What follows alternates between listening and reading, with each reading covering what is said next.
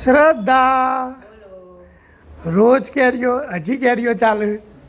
અલા કેરીઓ તો ચાલુ જ ન જો આજે તો રસ કાઢીએ કોઈ રેસીપી નહીં બનતી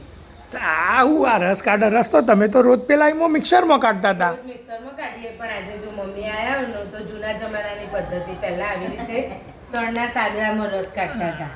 તો મેં કીધું તમે આવી રીતે રસ કાઢો એકાદ દાડા આવો રસ ખાઈએ ના બરાબર આ તો બહુ મજા આવતી નેના હતા એટલે તો આજ રસ કાઢતા તાણ. સાદડું શું કહેવાય રસ કાઢ્યા પછી સાદડું ચૂસી જવાનું ને ગોટલા ચૂસી જવાના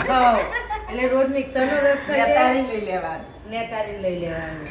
તે રોજ મિક્સરનો રસ ખાઈએ તો આજે ભાઈ એક દાડો સાદડાનો ખાઈ જોઈએ બબી બા આયા હોય તો કેવો લાગે એ બરાબર તો જો એક બાજુ આ કેરીનો રસ કઢાયો એક બાજુ ગુવારનું શાક સમારાયો હા અને સુરત થી ખાજા આયા હોય અને આ બરાબર બે જણા આવ્યો તો બે જણનું કોમી લગાડી દીધો એક શાક સમારો એક રસ કાઢ્યો તો ખરાબ છે નકલી માં પછી હું રોટલી કરું એટલે શાક રોટલી રસ ને સુરત થી ખાજા લેતા આયા એટલે આપણે ખાજા તો રોજ હાલ ખાઈએ જ છીએ. મજા આવી જાય એટલે મજા આવી જાય આજે રસ ખાવાની એ મજા આવશે હા તો આજે કેરીનો રસ ગુવારનું શાક ને રોટલી બરાબર ખાધા અને ખાજા પછી આ નીકળી જશે ને રસ એટલે પાછો બતાવીશું કેવો નીકળે બરાબર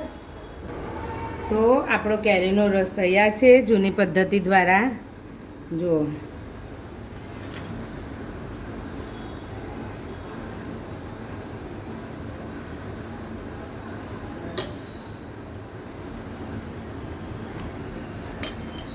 આમ તો આપણે જનરલી મિક્સરમાં જ રસ કાઢીએ પણ પહેલાં આવી રીતે રસ કઢાતો તો જો એટલો મસ્ત એક રસ નીકળ્યો હોય ને પણ આપણને આવું બધું ફાવે નહીં ગળવાનું ફાવે એટલે આજે આવ્યા હતા સાસુમાં તો પકડ્યા રસ કાઢવા માટે હવે આમાં આપણે બરફ નાખીને મસ્ત શાક સાથે એન્જોય કરીશું તો રેડી છે આપણો કેરીનો રસ જૂની પદ્ધતિ દ્વારા દેશી રીતે કાઢેલો કેરીનો રસ આ ગવારનું સિંગ ભજીયાને ગાંઠિયા નાખીને બનાવેલું શાક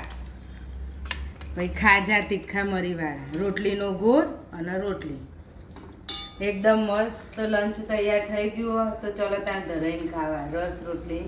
શાક ને ખાજાનું બરાબર